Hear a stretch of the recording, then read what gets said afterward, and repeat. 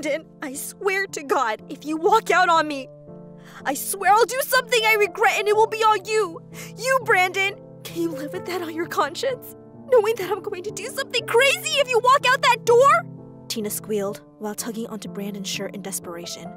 Let go, Tina! You're crazy! He said, while pushing her away and rushing out the front door of their apartment.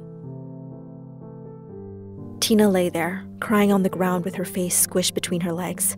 She could no longer feel anything but pain and heartbreak. Why did he leave me? Why aren't I good enough for him? He's seeing someone else, I know it. Stupid pig! She got up and rushed to her laptop, trying her best to log into all of his social media accounts in an attempt to hack into his account. Wrong! Ugh! She picked up the laptop and threw it across the room, watching it smash into 2 pieces. I know he's with her. I know he's seeing her. Tina then picked up her phone and looked through his Instagram. Blocked? How could he? She grabbed her coat and rushed over to his apartment, fearing for the worst. As she walked down through the streets of New York, she blew her warm breath into her hands to heat herself up. She forgot to think about what just happened and couldn't help but notice she felt relaxed for the first time in a long, long time. But then a memory came. I remember when Brandon and I used to walk through here.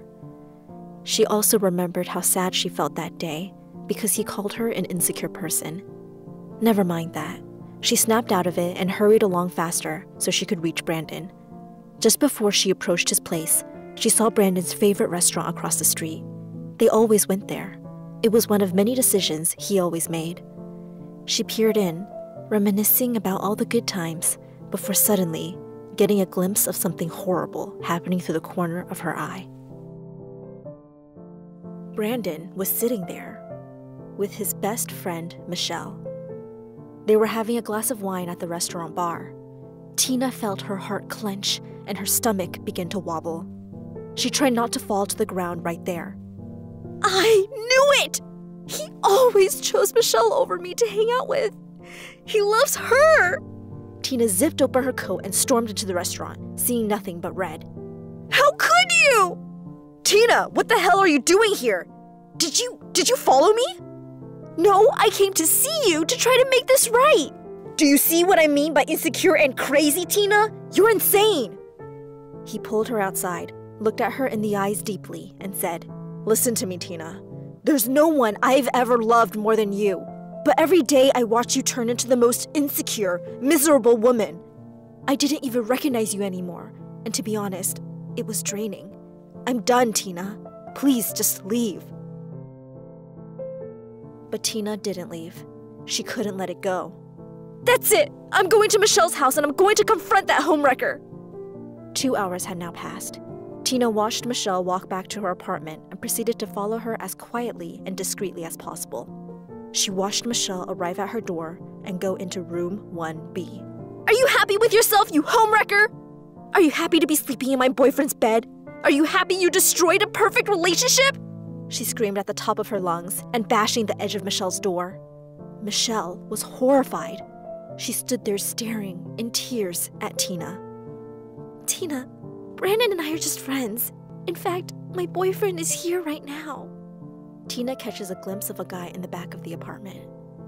Oh my God, I'm so sorry. She quickly turned around and ran away as fast as she could, feeling like an absolute idiot. Tina walked home that night thinking about her entire relationship with Brandon. She remembered all the times he loved her, kissed her, held her. But she also remembered all the times he would come home late, lie about who he was with, and how much he blamed her for overthinking and being crazy. I mean, she kinda just was. It had hit her that a lot of her problems were the results of low self-esteem. Everyone feels blue or insecure from time to time, but that feeling can turn into deep-rooted anxiety if it persists long-term. She realized something important someone had told her long before. Improving your relationship often requires boosting your own self-esteem. How can someone else love you if you don't even love yourself? Your self-esteem isn't just about you. It has a major impact on both your relationship and your partner. But do always keep in mind that your mistakes don't have to define you, because there is always room for growth.